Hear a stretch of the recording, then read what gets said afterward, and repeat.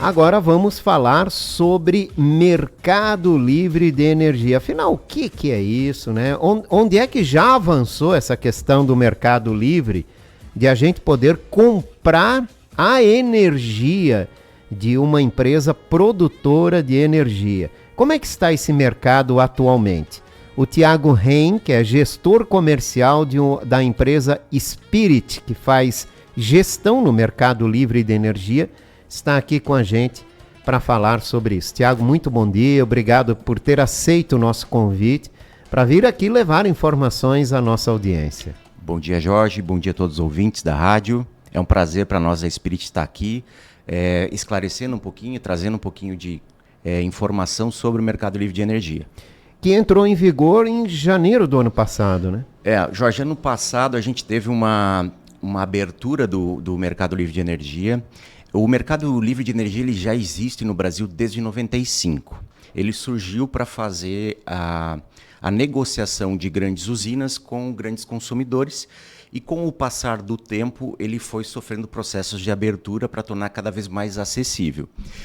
A grande mudança que a gente teve em janeiro do ano passado foi a abertura para todos os clientes do Grupo A, ou seja, atendido em alta tensão. Esses clientes, só para a gente deixar bem claro quem são clientes que têm hoje uma subestação interna, eles têm um transformador, eles recebem, do nosso caso, da Celesc, em alta tensão, transformam essa energia para 380 volts e daí vão ser consumidos dentro do comércio ou dentro da unidade consumidora deles.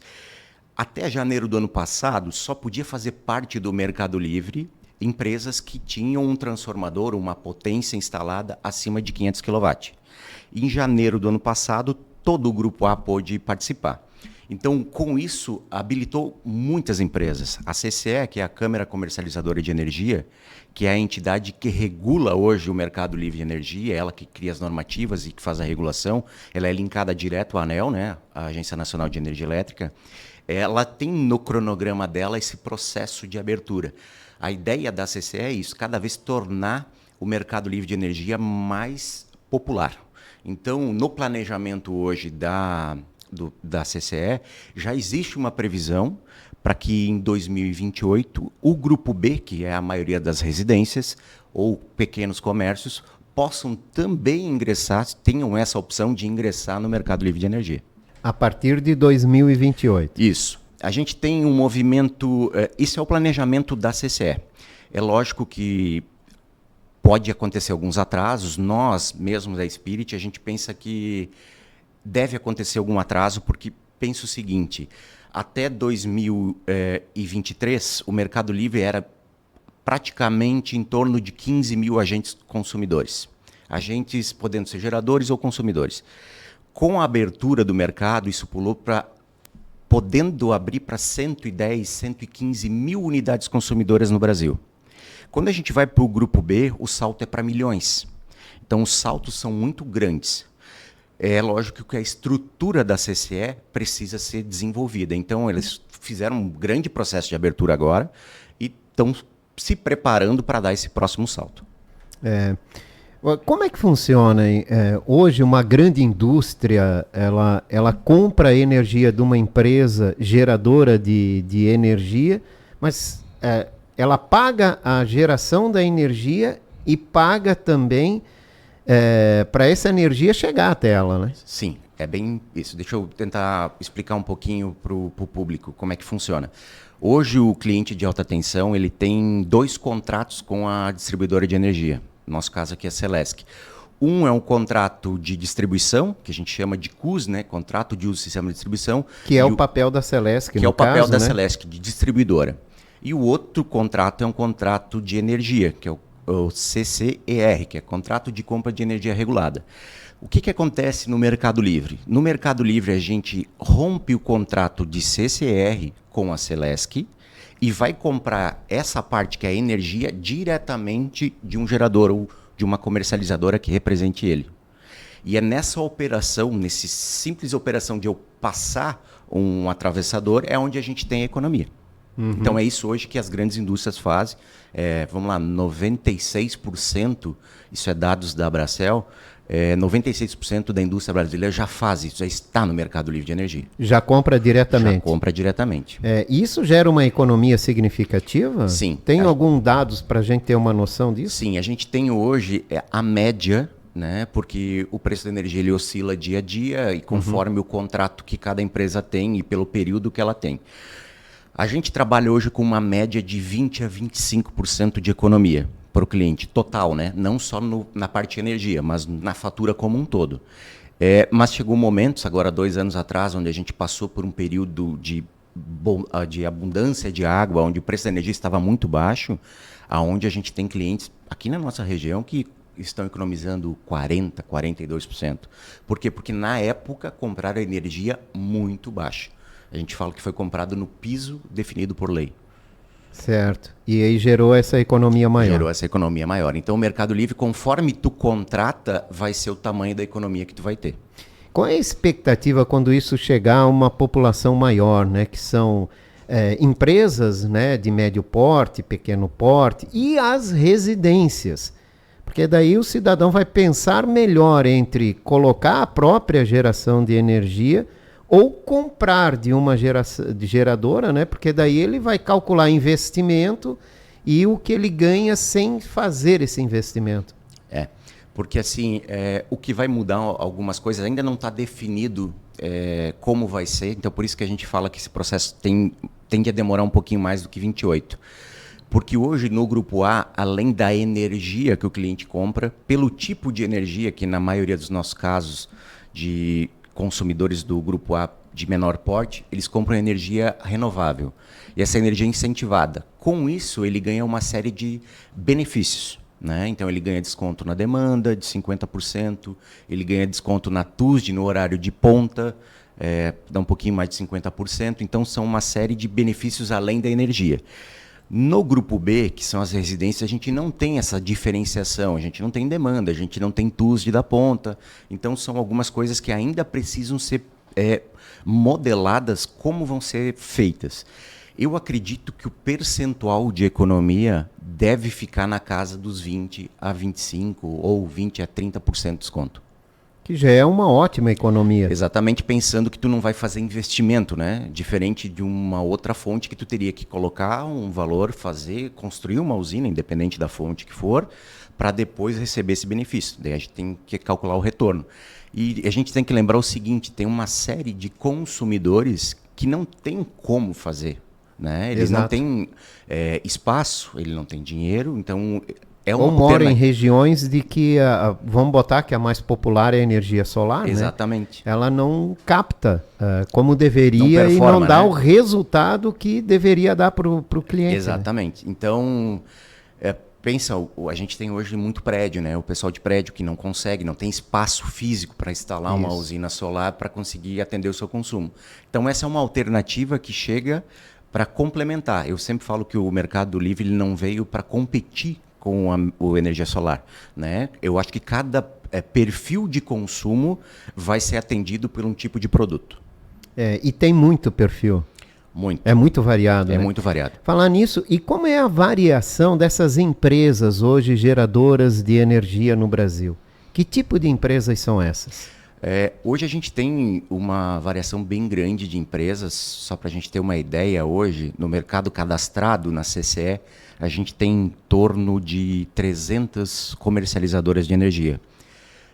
E essas empresas representam desde usinas de pequeno porte, CGHs, PCHs, como essas usinas de grande porte, uma UHE ou um grande parque solar, um parque eólico, né? Uhum. Então, hoje, a maioria é empresas privadas, né?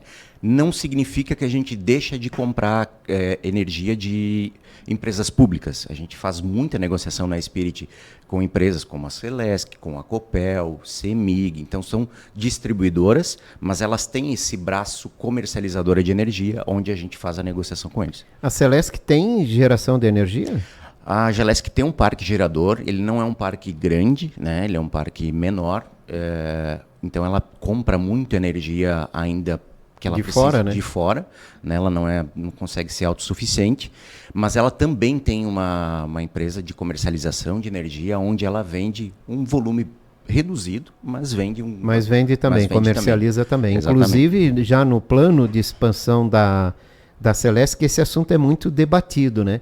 Crescer também, não só na distribuição, mas na geração. Exatamente. Que é o que deve crescer muito também aqui no futuro. Hoje a geração de energia do Brasil é a maioria hídrica, né? Exatamente. São através de hidroelétricas. A solar tem crescido, a eólica não se desenvolve.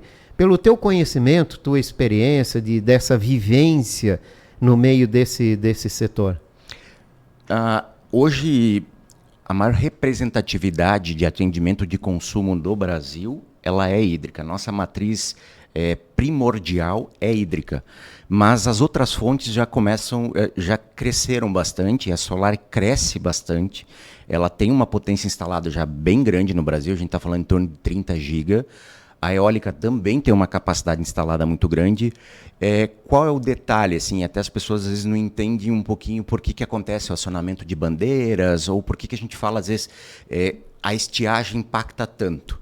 Hoje, para a gente ter uma ideia, estou olhando até dados agora do Operador Nacional, 70% do consumo brasileiro nas últimas 24 horas foi atendido por hidrelétrica. Isso é um percentual muito grande. É lógico que agora, durante o dia, a gente vai ter os acionamentos da solar, ela cresce, né? Ela tem uma parábola, vai performar melhor próximo ao meio-dia e depois, no final do dia, ela cai.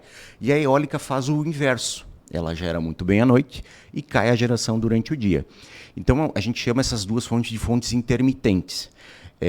O que acontece? Quando eu não tenho uma dessas fontes performando o que ela precisa, qual é a fonte que eu tenho para suprir barata?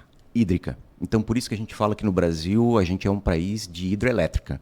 É importantíssimo isso, eu acho que está no planejamento do Ministério de Minas e Energia, a gente ampliar a matriz energética brasileira para a gente não ser tão dependente, porque por mais que é uma fonte renovável, barata, a água, a gente também depende de clima, como o vento, como o sol, né? Então a gente precisa de mais fontes baratas, renováveis, para tornar cada vez mais robusto a matriz energética brasileira. O que falta para a eólica e também para a energia solar, para esses dois, né, modelos se desenvolver no Brasil? Eu acho que o incentivo ele tá vindo, eu acho que cada vez está crescendo mais. A gente tem um problema muito grande no Brasil na questão de infraestrutura, de planejamento, né? No passado, quando eu trabalhava numa multinacional, eu me envolvia mais nesses processos de geração, onde, infelizmente, a gente via que o poder público pecava muito no planejamento. Chegou várias vezes pontos da gente ter eólicas prontas de potência alta e não ter a rede de transmissão, porque não foi feita a licitação. Então a gente tem que avançar, eu acredito que não só em geração, mas também no conjunto como um todo. Eu preciso gerar isso, mas eu também preciso transmitir isso, porque geralmente as nossas fontes geradoras, elas estão distantes do ponto de consumo. Então a gente precisa gerar, transmitir, depois fazer a distribuição dessa energia no próximo da fonte de consumo. Essas duas fontes de energia, né, elas têm como armazenar energia para comercialização? Não, nem a eólica e nem a solar. A hidroelétrica tem? Sim.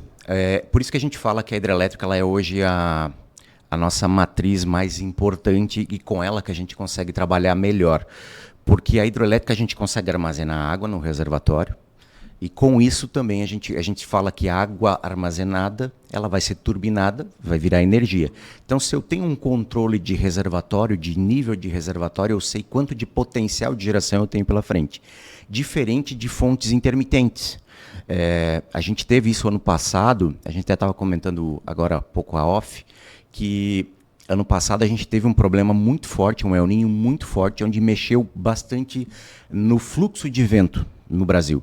Então as eólicas, como sua grande maioria está no Nordeste, o El Niño afetou tanto a corrente de vento da região, que as usinas que hoje a gente tem um parque de geração no Brasil eólico de torno de 17 GB, vários dias gerando 2 GB. de médio, então é muito pouco. E qual foi a fonte que salvou nesse momento? A hídrica, porque ela era a fonte mais barata e era a fonte que eu tinha guardada. Ah, poderia acionar uma térmica? Sim, só que térmica tem custos mais elevados. E a prioridade da ONS, né, que é o Operador Nacional do Sistema, é sempre trabalhar prioritariamente com fontes mais baratas e renováveis. Se trabalhou muito, né, no desenvolvimento, né, e na expansão da energia solar. Hoje se vê muitos empresários, muitas pessoas buscando essa alternativa. Ainda está um pouco distante, ainda é muito caro se investir nesse sistema? Assim, a Spirit ela não trabalha com esse mercado de geração distribuída, né? A gente trabalha somente no mercado livre, mas a gente ouve no mercado. Então não é uma afirmação porque não é o que a gente trabalha. Mas se ouve bastante de se ter se tornado uma fonte mais acessível. O preço caiu bastante, pelo que a gente ouve, então tem se tornado um pouco mais acessível.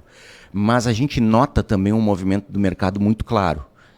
Hoje, praticamente, empresas do Grupo A, ou seja, empresas que têm a sua subestação e que gastem mais de R$10.000, dificilmente têm investido em uma usina solar. Que deve ser um custo altíssimo. Tem um investimento, né? Ele prefere ir para o mercado livre, que agora ele pode, e economizar esses 25% a 30% sem ter um investimento. Então, a gente viu esse movimento. E é lógico, isso também afetou bastante o mercado de solar, porque diminuiu muito o volume de negócio deles, né? Eles ficaram muito mais restritos a um grupo menor. Popularizou muito também, né? E se investiu muito na popularização. Sim. Né? No cliente individual, né? de pequeno custo. Além da questão da compra da energia, esse mercado também dá a possibilidade de investimento em ações de empresas de energia, que também é um mercado que está se abrindo e se expandindo, né? O mercado de geradores, né, onde a gente tem praticamente a grande maioria dos players listados na Bolsa, ele vem crescendo cada dia mais, porque a gente tem necessidades, né? Cada pouco a gente fala de, precisamos mais geração, precisamos que tenha mais usinas sendo instaladas. Porque hoje no Brasil a gente tem algumas mudanças de legislação onde a gente não consegue mais fazer uma Itaipu, uma usina de grande porte, né? A gente tem as questões ambientais, então hoje se opta por fazer investimento em usinas de menor porte. Então, sim, são empresas sólidas, né? São empresas bem estruturadas que cada vez mais têm investido tanto na geração como na transmissão de energia. E a gente vê uma situação política também, e é importante falar disso, porque a segurança política em um país é que vai dar essa segurança de investimentos, né? De novos investimentos em novas fontes, novas empresas chegando, às vezes até uma tecnologia vinda de outro país, investimentos de empresas vindas de outro país, mas para isso a gente precisa ter um governo seguro e uma economia sólida, coisa que hoje a gente não tem. É um pouco complicado hoje para o investidor pensar em fazer um investimento de grande porte, porque construir usinas, independente da fonte, são investimentos altos, usinas de porte, né, para atender uma quantidade grande de consumo, e o retorno do investimento não é rápido. Então, tu precisa de segurança que tu vai fazer um investimento e que as políticas não vão mudar no decorrer do jogo. É aquela coisa de que a regra do jogo não se mexa depois que o jogo começou. Então, hoje, sim, o mercado tem um pouco de receio de fazer um investimento, mas a gente sabe também da necessidade. Então, de uma forma ou de outra, o consumo ele vai precisar ser atendido. Mas a boa notícia é que o mercado livre de energia vem crescendo. Exatamente. Daqui a pouco deve chegar também como opção a residências e pequenos e micro negócios também, microempresas, poderão ter acesso a pelo menos entender, saber que existe e avaliar do benefício ou não de se comprar uma energia diretamente com uma empresa produtora, né? Exatamente, Jorge, porque hoje o nosso trabalho, né, a Spirit, ela não é uma comercializadora de energia, nós não vendemos energia. Nós somos uma empresa de gestão e assessoria de consumidores que migram para o Mercado Livre. Ou seja, o cidadão quer entrar, o empresário hoje quer entender melhor, entrar nesse negócio, vocês fazem essa intermediação. A gente começa lá do princípio, né? Do estudo de viabilidade econômica e técnica, né? A gente verifica se tem uma viabilidade econômica primeiramente, depois orienta se tem alguma adequação que precisa ser feita na técnica, faz todo o cliente optando por iniciar esse processo de imigração, que é entrar no Mercado Livre, que hoje o prazo mínimo é de 6 meses, a gente não consegue fazer isso do dia para a noite, então é bom até deixar claro para o nosso ouvinte, porque não é assim, eu tomo a decisão e amanhã eu estou no Mercado Livre. Tem um prazo de legislação que a gente precisa cumprir. Então, fazendo a migração, depois tem todo um acompanhamento mensal, né? Tem uma série de relatórios que são enviados para comprovar que efetivamente a economia que ele comprou, que aquela energia, que aquela quantidade de energia que ele comprou lá no início do processo por um valor X, ela está sendo entregue pelo aquele valor que foi comprometido lá no contrato inicial. Então, é esse trabalho que a gente está assessorando. Hoje a gente tem na Spirit, é muito forte esse trabalho de... A gente tem como um valor, né? São 3 valores muito fortes da empresa. A questão da proximidade, estar próximo do consumidor para poder entender as demandas, ser transparente, explicar para ele de onde vêm os resultados, porque, como a gente estava conversando há pouco, eu comentei que não é só da energia. Tu tem uma série de benefícios pelo tipo de energia. Então, explicar de onde vem a economia real dele. E é lógico, o nosso foco sempre está em resultado. A gente tem que entregar o melhor resultado. A gente fala que nós somos uma gestora independente. Ou seja, a gente não trabalha para comercializadoras. Nós trabalhamos para o consumidor que nos contratou. Nós prestamos serviço para o consumidor. Então, a Spirit vem com essa ideia, sabe, de entregar um serviço de qualidade, próximo, transparente e com foco em resultado. Tiago, muito obrigado pela tua participação, pelos esclarecimentos, né, levando aqui muita informação importante para a nossa audiência. Eu que agradeço, Jorge, pela oportunidade de mostrar um pouquinho sobre o nosso trabalho na Spirit, e a gente está à disposição. A gente está nos canais digitais, no Instagram, no Facebook, no LinkedIn. Também tem o nosso WhatsApp, tem o nosso telefone, se eu posso deixar aqui no ar. Então, o nosso telefone é o 47 3041 7888 e o WhatsApp é 47 99163 2855. Obrigado, Tiago. Ótima semana. Obrigado. Tiago Reim, gestor comercial da empresa Spirit, gestão no Mercado Livre de Energia, falou com a gente sobre o Mercado Livre de Energia, ainda, né, liberado para grandes indústrias, mas a partir de 2028, pelo planejamento, também deve ser liberado, ter uma ampliação melhor para a categoria B, que envolve também residências.